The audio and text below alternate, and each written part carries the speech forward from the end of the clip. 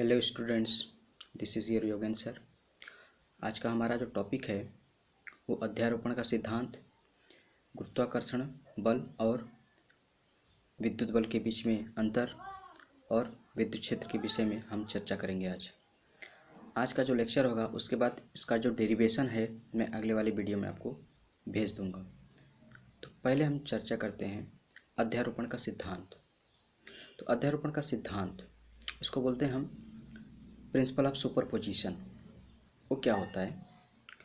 कोई एक सिस्टम है, उस सिस्टम में बहुत सारे चार्ज क्या हैं, डिस्ट्रीब्यूट हैं, और जो चार्ज क्या होते हैं एक दूसरे पर फोर्स अप्लाई करते हैं। उनका नेचर होता है चाहे वो सेम लाइक चार्ज के हों वह या अनलाइक चार्ज हों, तो क्या करते हैं एक दूसरे पर फोर्स अप्लाई करते हैं।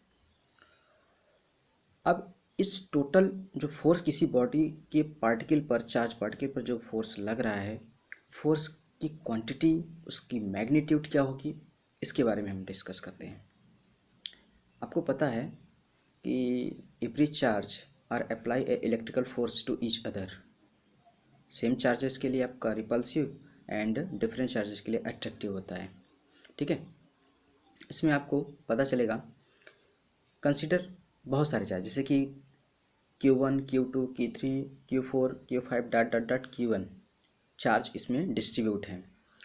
तो Q1 चार्ज पर बहुत सारे जो चार्ज पार्टिकल हैं उसके सराउंडिंग वो क्या करते हैं, उस पर फोर्स अप्लाई करते हैं। जो फोर्स अप्लाई करेंगे तो वो फोर्स, टोटल फोर्स कितना होगा, इसके लिए हम लोग क्या निकालते हैं, वेक्टर सम। क्या निकालते हैं, वेक्टर सम। वेक्टर सम इसलिए ज्ञात करते हैं क्योंकि बल क्या होता है, एक सदिश राशि है। बल जब एक सदिश राशि है तो उनका वेक्टर एडिशन हो सकता है। तो कोई एक चार्ज पार्टिकल मान लो Q1 पर Q2 फोर्स अप्लाई कर रहा है, Q1 पर Q3 फोर्स अप्लाई कर रहा है, Q1 पर Q4 dot dot dot Q1 पर Qn चार्ज क्या करते हैं, फोर्स अप्लाई कर रहे हैं। तो टोटल जो सम निकालते हैं तो टू चार्जेस अलग अलग से, यानी Q1 का Q2 के साथ, Q1 का Q3 के साथ, Q1 का Q4 के साथ, ऐसे ऐसे हम इसको कैलकुलेट करके इनके बाद वेक्टर एडिशन कर देते हैं। उसके बाद क्या होता है, इनका एक वेक्टर एडिशन सम निकल जाता है, जो कि क्या होता है, अध्यारोपण के सिद्धांत पर डिपेंड करते हैं। अध्यारोपण का मतलब क्या होता है, जैसे कि एक बॉडी देखें आप, दूसरी बॉडी इसके ऊपर क्या हो, सुपर इम्पोज, इससे अध्यारोपित हो जाए। ठीक है, तो क्या होता है, ये कोई चार्ज पार्टिकल है, अब इस चार्ज पार्टिकल में दूसरा चार्ज पार्टिकल या अदर चार्ज पार्टिकल कितना फोर्स अप्लाई कर रहे हैं इस पर, तो ये इसीलिए इसको हम अध्यारोपण समझ रहे ना। आप इस पर रख दें इसको, यही अध्यारोपण होता है। आप केमिस्ट्री में भी पढ़ेंगे इस अध्यारोपण का सिद्धांत। आप जो ज्योमेट्रिकल आइसोमेरिज्म और ऑप्टिकल आइसोमेरिज्म पढ़ेंगे तो वहाँ पर आपको क्लियर हो जाएगा। और ठीक है, आगे हमारा टॉपिक है गुरुत्वाकर्षण बल और विद्युत बल में अंतर। ये आप अच्छी तरह से जानते हैं। गुरुत्वाकर्षण बल जो होता है वो किसके कारण होता है, किसी बॉडी में द्रव्यमान के कारण। और विद्युत बल किसके कारण होता है, किसी बॉडी या किसी पार्टिकल में उसके चार्ज यानी आवेश के कारण होता है। तो इसको हम कैसे समझेंगे, दोनों में अंतर कैसे डिफरेंस करेंगे, तो इसके लिए क्या होता है, ये आपको बहुत इंपॉर्टेंट क्वेश्चन है जो कि एग्जाम में काफ़ी बार पूछा भी गया है।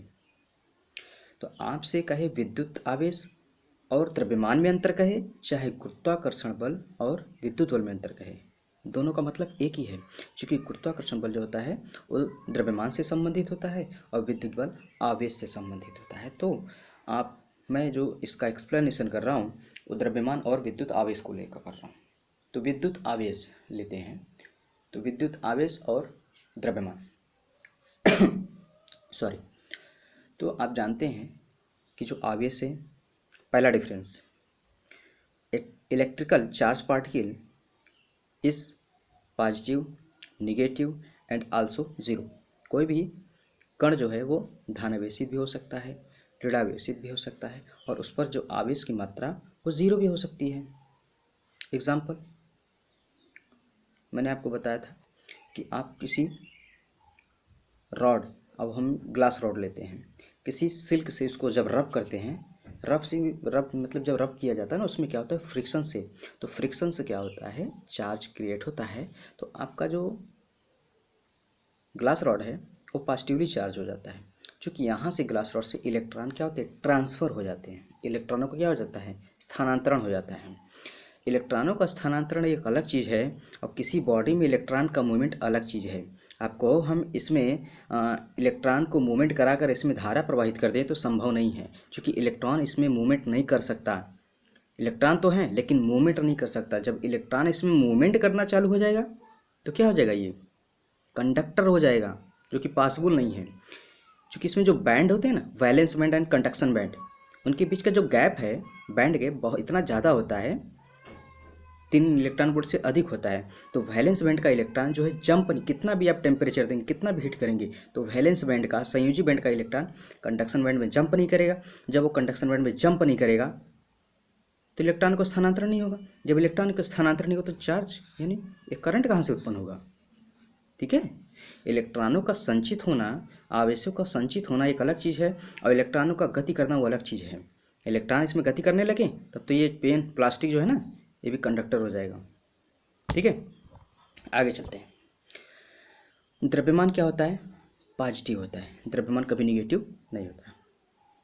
क्या आप कभी कहते हैं इस वस्तु का द्रव्यमान -6 किलोग्राम है, तो उसको नॉर्मली हम यूज नहीं करते। ठीक है, सेकंड पढ़ते हैं। ठीक है, चार्ज जो होता है वेलोसिटी पे डिपेंड नहीं करता। चार्ज, ये कोई चार्ज बॉडी है, मान लो -3 कूलम्ब है इसका चार्ज, अब ये मूव करे तो इसके चार्ज में कोई इफेक्ट नहीं आएगा। लेकिन मास क्या होता है, the mass of any body varies with its velocity, velocity के साथ क्या है, बदलता है। ठीक है, अब एक छोटा सा पत्थर है, मैं आपको हल्के से फेंक के मारूँ, ठीक है, और वही पत्थर आपको तेज़ी से खींच के मारूँ, तो जो तेज़ी से जाएगा ना आपको बहुत चोट देगा वो, तो उसकी मास क्या हो, जो वेरी हो गया, बदल गया, किसके कारण, वेलोसिटी के साथ। इसके लिए आइंस्टाइन ने फार्मूला दिया हुआ है। फार्मूला क्या है, m = m0/√में 1 - v²/c², जहाँ m क्या है, मूविंग मास, और m0 क्या है, रेस्ट मास। रेस्ट मास समझते हैं, ये बॉडी है ना, अगर ये क्या है, विरामावस्था में है तो इसको हम रेस्ट मास कहते हैं। अब ये मूव करेगा ना, इसका मास बदल जाएगा। ठीक है, आइंस्टाइन ने इसको एक्सप्लेन भी किया है। Due to this mass is not conserved. Mass क्या होता है, कंजर्व नहीं होता है, जबकि चार्ज क्या होता है, कंजर्व्ड। आवेश संरक्षित होता है जबकि द्रव्यमान संरक्षित नहीं होता। क्लियर हुआ। ग्रेविटेशनल फोर्स में आपने पढ़ा होगा, ग्रेविटेशनल फोर्स क्या होता है, always attractive, but electrical force is attractive as well as repulsive. गुरुत्वाकर्षण बल क्या होता है, केवल आकर्षण होता है। दो द्रव्यमान के बीच में केवल क्या होता है, आकर्षण होता है, जबकि आवेशों के बीच में आकर्षण के साथ साथ प्रतिकर्षण होता है, क्योंकि वहाँ पर चार्ज की प्रकृति क्या होती है, बदल जाती है। जो बल होता है, जो फोर्स होता है आवेशों में, वो क्या होता है, उनकी प्रकृति पर डिपेंड करता है कि वो 2 बॉडीज सेम चार्ज के हैं और डिफरेंट चार्ज के हैं। ठीक है, आगे का टॉपिक जो है आपको नेक्स्ट वीडियो में। बाय।